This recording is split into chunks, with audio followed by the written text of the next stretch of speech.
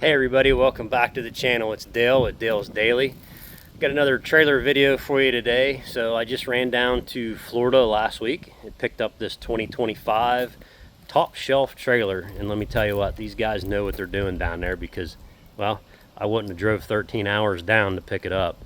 I got a 7x16x3, and they went ahead and did the 4-foot front wall on there, which they're doing. It does have a telescopic lift on it. I went ahead and added some sideboards yesterday just because I wanted that about 3.5-foot sidewall. This is definitely going to give me a 15-yard capacity in this trailer. I did go with the spare tire, rear ramp, and tarp kit. That kit I think is about $1,000 when you do that. The one thing that I did kind of splurge on, I did go with the hydraulic jack. That too is $1,000, but I'm telling you what, you don't have to hand crank.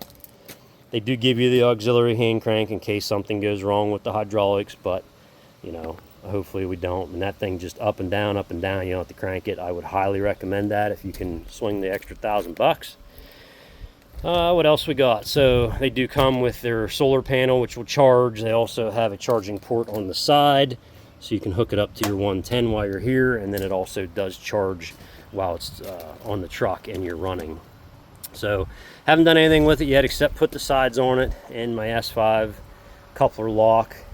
It hauled good. I mean, it was 15.5 hours back. We ran into a bunch of accidents and just traffic, and 95 was just treacherous this time around.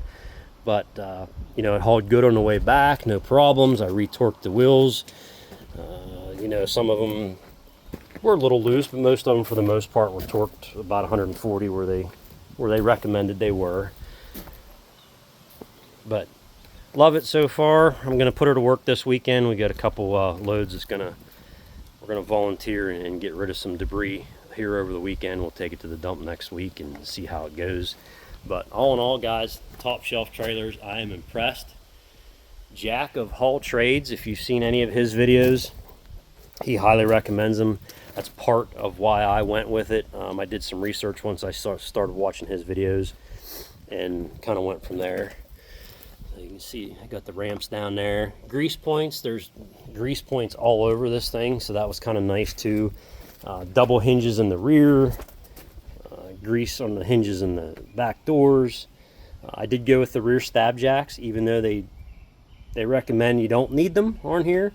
But if I'm going to be loading a tractor or a piece of equipment in here, I wanted that extra security where it's not going to, you know, the ass end of the trailer is not going to get down too far and kind of start picking up on my truck. So I did go with those rear stab jacks, stabilizer jacks. I believe they were an extra 300, maybe 350. But like I said, it's extra peace of mind for me.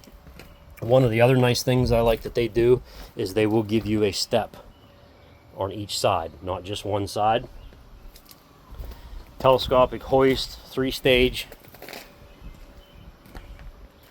If you've watched any videos on these guys' trailers, you'll know that telescopic hoist is a beast, and you know, they do make them heavier than what the trailer can load.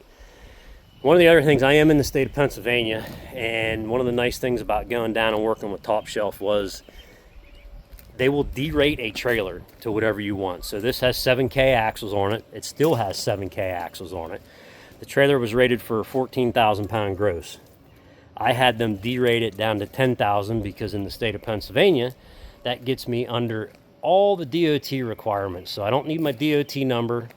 It doesn't affect the business. If I put the business name on it, which we're going to get some lettering on it, start doing some junk removal, haul outs, clean outs.